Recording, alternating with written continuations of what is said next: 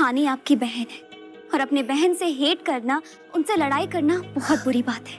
आपको पता है, मैं भी आसमा को बिल्कुल पसंद नहीं करती थी। हमारी भी बहुत लड़ाइयाँ होती थी। मैंने अपने गुस्से में, अपनी नफरत में आके अरमान और आसमा के सामने आया रणविजय का सच। भाई रणविजय ने ना पकड़ लिया है, ढूंढ लिया है कि कौन है उसकी माँ, क्योंकि वो बहुत दिनों से परेशान था कि कोई कौन है वो औरत जो मुझे बचपन में छोड़ के चली गई थी। और यहाँ पर अरमान और आसमा भी उनकी मदद कर रहे होते हैं। लेकिन भाई इसी बीच में ना यहाँ पर रणविजय को बहुत बड़ी बात पता लगती है। बहुत सी गलतियाँ की है जिसकी वजह से मुझसे आज कोई प्यार नहीं करता। बेटा कहीं आप भी ऐसा कुछ मत करना।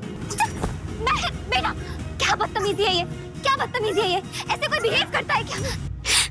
अरमान क्या है उसका अरमान के परिवार से कनेक्शन? भाई हमने देखा ना किस तरीके से यहाँ पर वो फॉर्म लेकर आता है घर पर, और थोड़ा सा ना रानू को देखकर बहुत इमोशनल हो जाता है जो अरमान की माँ है। और यहाँ पर मुझे तो भाई कहीं ना कहीं लग ही रहा था कि शायद उसका कनेक्शन उसकी माँ से है।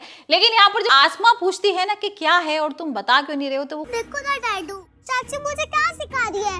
कह रही है चाची कि मेरे को हानिया से बात नहीं करनी है, हानिया बहुत गंदी है। बेटा अब झूठ क्यों? खबरदार, अगर मेरी बेटी से ऐसे बात की तो झूठी ये नहीं, झूठे तुम हो आलिया। कुछ भी नहीं बोलता है। और फिर हम आज के एपिसोड में देखेंगे कि यहाँ पर ना अचानक से जो रणविजय है उसे बहुत गुस्सा आता है और वो रानू का हाथ पकड़ लेता है और बोलता है कि अरमान अगर तुम मेरी जगह होते तो क्या करते। अरमान आ जाओ सारे, देखो तमाशा।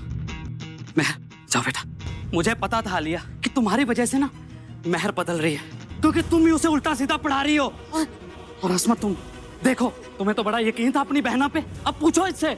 और सोचो अगर ये वो औरत होती जो मुझे छोड़ के चली गई थी बचपन में तो क्या होता। और ये सब देखकर ना अरमान और घर वालों को बहुत गुस्सा आता है। मतलब अरमान के तो होश उड़ जाते हैं कि तुम ये क्या बोल रहे हो। और अरमान आता है और रणविजय को बोलता है तुम मेरी माँ का हाथ छोड़ दो, उनकी लग रही है और तुम मेरी माँ से ऐसे कैसे बात कर सकते हो। और यहाँ पर रणविजय भाई हाथ छोड़ने को ही तैयार नहीं है और वो ये बोलता नहीं है सीधा सीधा कि यही है वो औरत। लेकिन यहाँ पर वो इसी तरीके से बात कर रहा है कि भाई शायद रानू ही हो सकती है उसकी जो माँ थी जो छोड़ के चली गई थी उसको।